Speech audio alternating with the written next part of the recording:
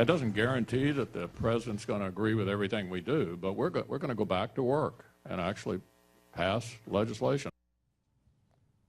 Yes, there he was, the future Majority Leader of the Senate. Welcome back, Fred Barnes, co-founder and executive editor of the Weekly Standard, author of the Rebel-in-Chief, Inside the Bold and Controversial Presidency of George W. Bush, a great book.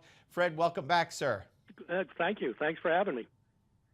Well, my pleasure. First, let's start with, as you call it, a rejection of liberal democratic governance. Well, it happened at all levels. Resounding, right? Yeah, resounding, and it wasn't just at the national level, though that certainly spurred it greatly, with Republicans not only winning 8 Senate seats and then probably 9 in Louisiana once Louisiana's added, but winning a record number of House seats that will put them at a number beyond which I think there were enough seats that would actually vote Republican. They may win 16 or 17, but the thing that's so important is the governorships and the state legislatures. You know, Democrats, their fallback position was, well, you know, okay, they'll win the Senate, but we're going to win all these governorships, and those are what really matter. Well, Republicans won all the governorships. They won in Wisconsin. They won in Illinois. They won in Texas. They won in Florida. Maryland. They won in Indiana. Maryland. They won in Ohio. They won a couple of governorships in New England. Maryland and Massachusetts, and Massachusetts. How could I forget? They won Paul LePage, the conservative governor of Maine, was said to be a guy who could never get over, say, about 39 or 40% of the vote. Well, he got 48 or 49. He was reelected in Maine. It really was a huge Republican election, but it was also a very ideological election that was rejecting liberal government and everything that goes with it from top to bottom, all the way down to the state legislative bodies.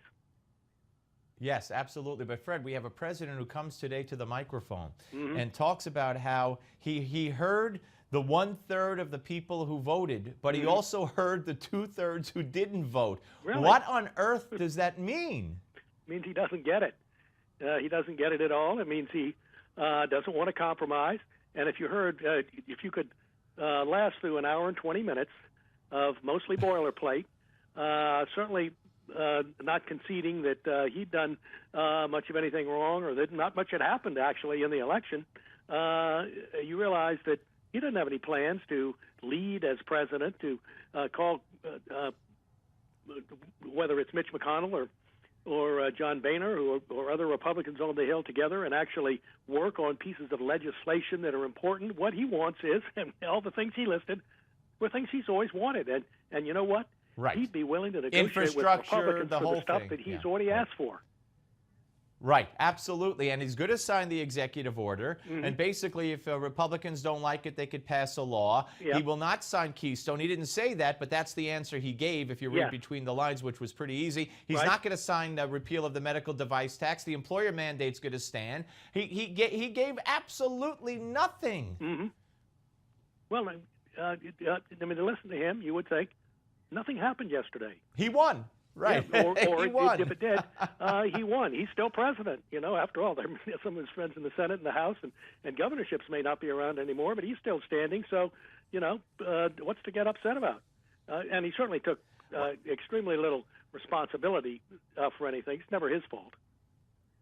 All right, what should the Republicans do? How should the Republicans stop this and cut him off? I mean, is it all about the funding? He signs an executive order. They do everything they can to defund it or not fund it, defund parts of Obamacare, whatever they could do. Will they have the fortitude to do those things? I think they're not going to start out doing that. I think what they need to do is start sending the president legislation, starting with the Keystone Pipeline.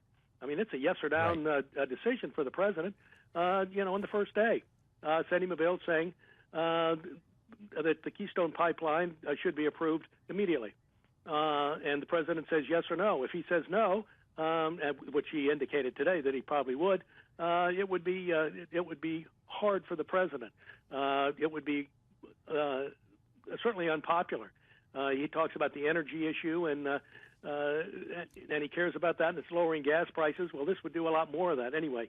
But start sending him things like that, and get around. When you get around to Obamacare, which you're going to have to get around to, wait until in a month or two when you actually have an Obamacare alternative. I think Paul Ryan mentioned this last night, who will be the chairman of the House Ways and Means Committee. When you have an alternative, look, the Republicans practically have one anywhere. There's so many people here in Washington, conservative policy people, who have plans of their own. And if you melded them together, which would be very easy, I could do it, you could do it, you'd have a great alternative, free market-oriented bill that wouldn't have an individual mandate, among other things, and on like that. At some point, you're going to have to say, Mr. President, we're not going to let you spend all this money on this or that, and you have to choose your things wisely.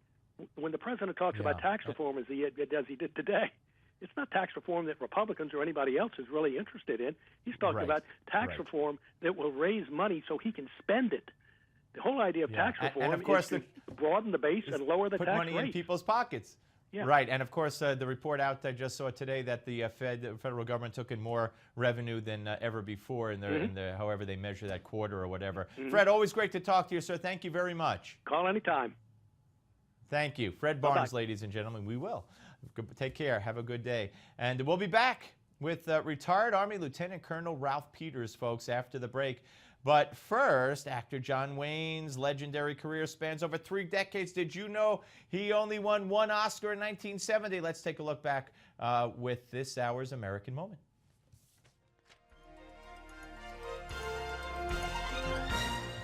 It was a night filled with stars as Hollywood came out in strength to honor its own at the 42nd Academy Awards. Nominated for Best Actor that year were Dustin Hoffman, Jon Voight, Richard Burton, Peter O'Toole, and John Wayne. Born Marion Morrison in Winterset, Iowa, even at birth, the future movie icon was breaking records, weighing in at 13 pounds. After graduating from USC on a football scholarship, this young man became an aspiring actor, changed his name to John Wayne, and the rest became box office history.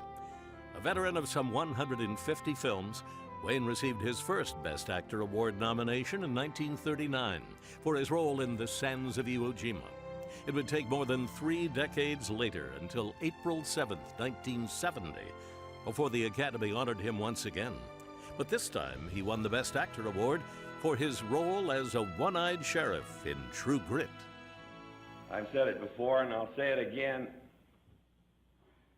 I think this is a great country. Actress Maureen O'Hara, when asked to describe her friend, summed up the man best with 3 words: John Wayne, American. You're watching An American Moment on Newsmax TV.